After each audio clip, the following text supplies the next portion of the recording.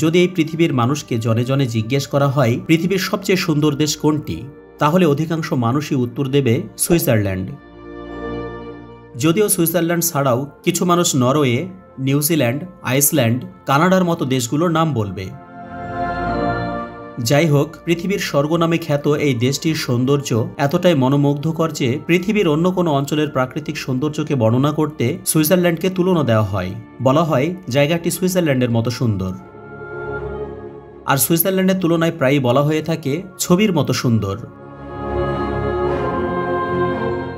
শুধু প্রাকৃতিক সৌন্দর্যই নয়, এই দেশের মানুষের আচার আচরণ, শিক্ষা ব্যবস্থা, আর্থিক স্থিতিশীলতা, রাজনৈতিক শিষ্টাচার, তাদের জীবনযাত্রার মান ইত্যাদি বিষয়গুলো এতটাই উন্নত যে যা আপনাকে রীতিমতো অবাক করবে। মরুচরের এই পর্বে আজ আমরা জানব সুইজারল্যান্ড কেমন দেশ, সুইজারল্যান্ডকে কেন পৃথিবীর স্বর্গ বলা হয়, কেন পৃথিবীর বড় বড় চোর ও দুর্নীতিগ্রস্ত মানুষ এদেশের ব্যাংকে টাকা রাখে, সুইজারল্যান্ডে কি কি বিখ্যাত ইত্যাদি। পশ্চিম মধ্য ইউরোপের দেশ হল সুইজারল্যান্ড। দেশটির চারিদিক ভূমি বেষ্টিত, তাই সুইজারল্যান্ডে কোনো সমুদ্র সৈকত বা সমুদ্র বন্দর নেই। দেশটির আয়তন প্রায় ৪১,২৮৫ বর্গ কিলোমিটার, যা বাংলাদেশের তুলনায় অনেক ছোট।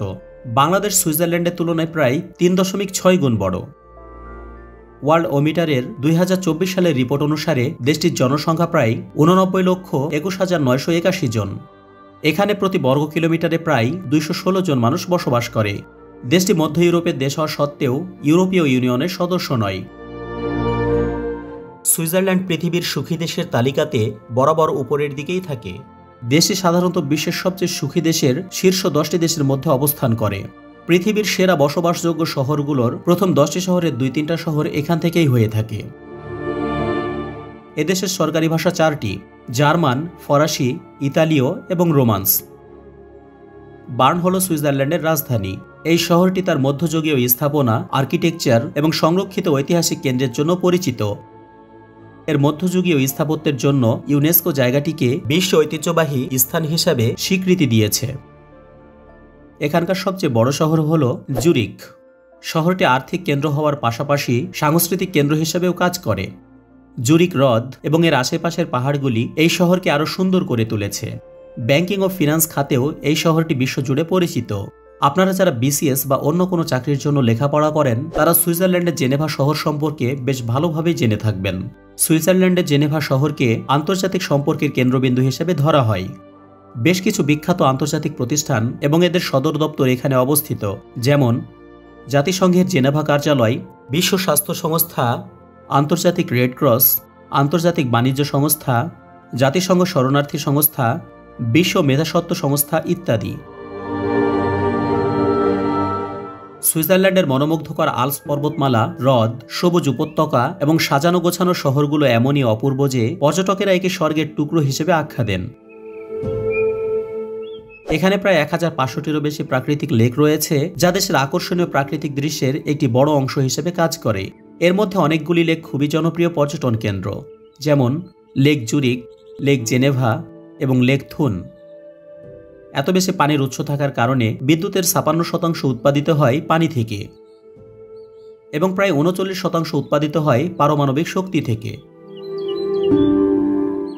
সুইজারল্যান্ডে আপনি 6টি ঋতুর পরিবর্তে 4টি ঋতু দেখতে পাবেন: গ্রীষ্ম, শরৎ, শীত এবং বসন্ত।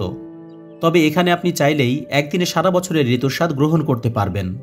দেশটির ভূগোল এবং উচ্চতার বৈচিত্র্যের কারণে এক স্থানে গরম, অন্য স্থানে ঠান্ডা, আবার কোথাও বৃষ্টির মতো আবহাওয়ার সৃষ্টি করে। উদাহরণস্বরূপ, সুইস আল্পসে আপনি যদি একটি নির্দিষ্ট দিনের মধ্যে পাহাড়ের শীর্ষে যান, তাহলে আপনি তুষারপাতের মতো আবহাওয়া পাবেন, যেখানে শীতকালের অনুভূতি মিলবে। যখন নিচের ভ্যালিতে আসবেন, উজ্জ্বল সূর্য এবং উষ্ণ আবহাওয়ার দেখা মিলবে। তাছাড়া এখানে বৃষ্টি প্রায় লেগেই থাকে, যা বর্ষাকালের অনুভূতি এনে দেয়। এই বৈচিত্র্যের কারণে অনেক পর্যটক একই দিনে ভিন্ন ভিন্ন আবহাওয়া অনুভব করার সুযোগ পান। গ্রিন্ডেলওয়াল্ড সুইজারল্যান্ডের হৃদয়ে অবস্থিত একটি অত্যন্ত সুন্দর এবং পরিচ্ছন্ন গ্রাম। এটি শ্বাসরুদ্ধকর প্রাকৃতিক সৌন্দর্য, পাহাড় এবং পাহাড়ি পরিবেশের জন্য বিখ্যাত। এখানে পাহাড়ি দৃশ্য হিমালয়ের চূড়া এক অপূর্ব দৃশ্যের তৈরি করে, যা পর্যটকদের মুগ্ধ করে। এই অঞ্চলটি ইউরোপের সর্বোচ্চ রেলওয়ে স্টেশন জুংফ্রাউসের প্রবেশদ্বার। এখানকার রেল ভ্রমণ পৃথিবীর অন্য যে কোনো জায়গার রেল ভ্রমণের চেয়ে সুখকর। এই রেল ভ্রমণটি যাত্রীদের এক অন্য অভিজ্ঞতা এনে দেয়, যেখানে চারিদিকের মনোমুগ্ধকর ভিউ যে কারো মনকে ভরিয়ে দেয়। সুইজারল্যান্ডের আরও দুইটি অপরূপ গ্রাম হল ওয়েনগেন এবং লাউটারব্রুনেন।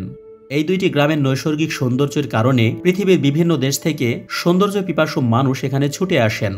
মরুচর চ্যানেলে গ্রাম দুইটিকে নিয়ে একটি ভিডিও থাকার কারণে নতুন করে আর বলা হচ্ছে না, চাইলে ভিডিওটি দেখে নিতে পারেন। সুইজারল্যান্ডে তেমন কোনো অপরাধ সংঘটিত হয় না বললেই চলে, তবে এত সুখী ও ধনী দেশ হওয়া সত্ত্বেও দেশটিতে আত্মহত্যার মতো ঘটনা ঘটে, যদিও হার তুলনামূলকভাবে অন্যান্য উন্নত দেশের মতোই।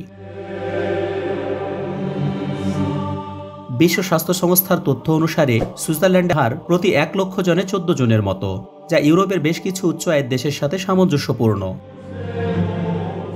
যদি কোনো ব্যক্তি অসাধ্য রোগে আক্রান্ত হয়ে অসহ্য যন্ত্রণা ভোগ করে থাকেন এবং নিজের জীবন শেষ করতে চান, তাহলে একজন চিকিৎসক তাকে সেই কাজে সহায়তা করতে পারেন, তবে এই প্রক্রিয়াটি কঠোর আইনি নিয়মের আওতায় পরিচালিত হয়।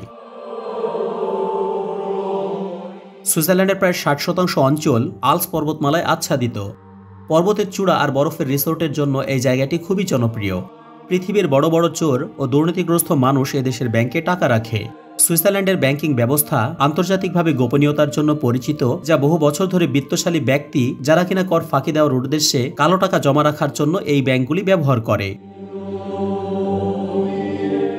তবে সম্প্রতি বছরগুলোতে বৈশ্বিক চাপ এবং আইনগত পরিবর্তনের কারণে সুইস ব্যাংকগুলোর গোপনীয় নীতি অনেকটাই শিথিল হয়েছে। কালো টাকা জমা রাখার প্রচলন কমানোর জন্য সুইস সরকার ব্যাংকিং গোপনীয়তা শিথিল করেছে এবং কর ফাঁকির তথ্য লুকানোর চেষ্টাকে অপরাধ হিসেবে বিবেচনা করছে। এখন আন্তর্জাতিক আর্থিক নীতি এবং ফিনান্সিয়াল অ্যাকশন টাস্ক ফোর্স এর নিয়ম অনুযায়ী সুইজারল্যান্ড কর ফাঁকিবাজদের বিরুদ্ধে কঠোর ব্যবস্থা গ্রহণ করে।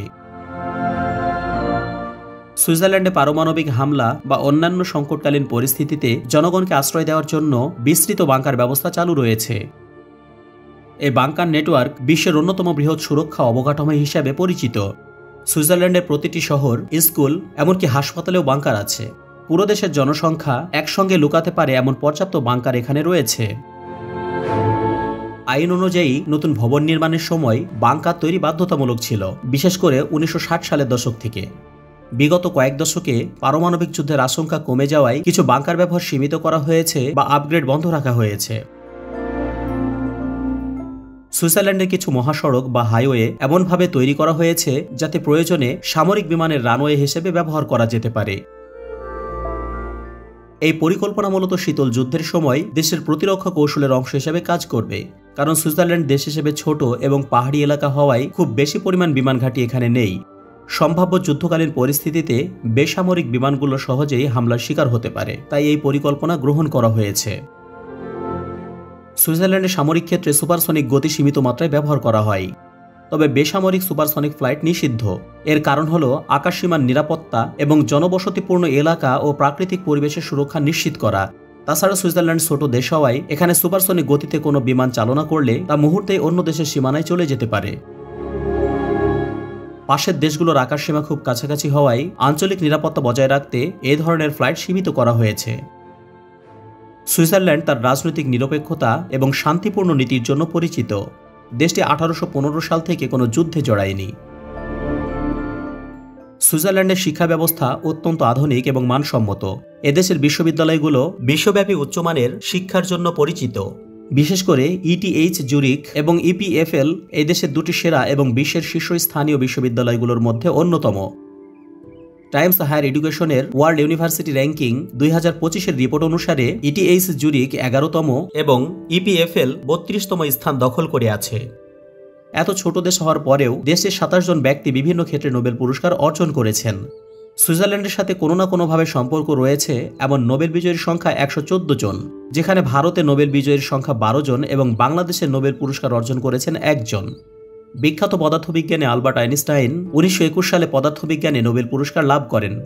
সে সময় তিনি সুইজারল্যান্ডে বাস করতেন। যদিও ওনার জন্ম জার্মানিতে হয়, কিন্তু পরবর্তীতে উনি সুইডিশ নাগরিকত্ব অর্জন করেছিলেন। সুইজারল্যান্ডের শ্রমের মূল্য বা গড় বেতন অন্য যে কোনো দেশের তুলনায় অনেক বেশি। এটি বিশ্বের সবচেয়ে উচ্চ জীবনযাত্রার মানের দেশগুলির মধ্যে একটি এবং সেই অনুযায়ী তাদের শ্রমের মূল্যও নির্ধারিত হয়। সুইজারল্যান্ডে বেকারত্বের হার তুলনামূলকভাবে অনেক কম। 2023 সালে হার ছিল মাত্র 2%, যার মাধ্যমে দেশের শক্তিশালী অর্থনৈতিক কাঠামোর প্রমাণ মেলে। 2024 সালের জন্য অনুমান করা হচ্ছে যে অর্থনৈতিক মন্দার কারণে এটি সামান্য পরিমাণ বাড়তে পারে, অর্থাৎ 2.3% হতে পারে। এখানকার জীবনযাত্রার মান ও খরচ খুবই বেশি, পাশাপাশি সুইজারল্যান্ডে যে কোনো শ্রমের মূল্যও বেশি। এদেশের মোট জনসংখ্যার 58.2% খ্রিস্টান, 33.5% নাস্তিক, 5.9% মুসলিম, 1.3% অন্যান্য ধর্মের লোক এবং 0.9% নিজেদের ধর্মকে প্রকাশ করেনি। এদেশের মানুষ অত্যন্ত বেশি পরিমাণে মাদকাসক্ত। 2022 সালে সুইজারল্যান্ডে মোট 2,06,347 টন চকলেট উৎপাদিত হয়েছে। এর মধ্যে 73.1% ছিল রপ্তানির জন্য, যা দেশের বাইরে বিক্রির মাধ্যমে এই শিল্পকে লাভবান করেছে। সুইজারল্যান্ডের মানুষ গড়ে প্রতি বছরে প্রায় 8.5 কেজি চকলেট খেয়ে থাকে, যা বিশ্বের সর্বোচ্চ পরিমাণগুলোর একটি। চকলেটের প্রতি সুইসদের ভালোবাসা অত্যাধিক এবং এটি দেশের ঐতিহ্য ও উচ্চমানের চকলেট উৎপাদনের জন্য দায়ী। সুইজারল্যান্ড ঘড়ি উৎপাদনের জন্য বিখ্যাত, বিশেষ করে সুইস ব্র্যান্ডগুলি যেমন রোলেক্স, প্যাটেক ফিলিপ এবং ওমেগা আন্তর্জাতিক মানের। এই ঘড়িগুলি তাদের নিখুঁত নির্মাণ এবং ডিজাইনের জন্য পরিচিত।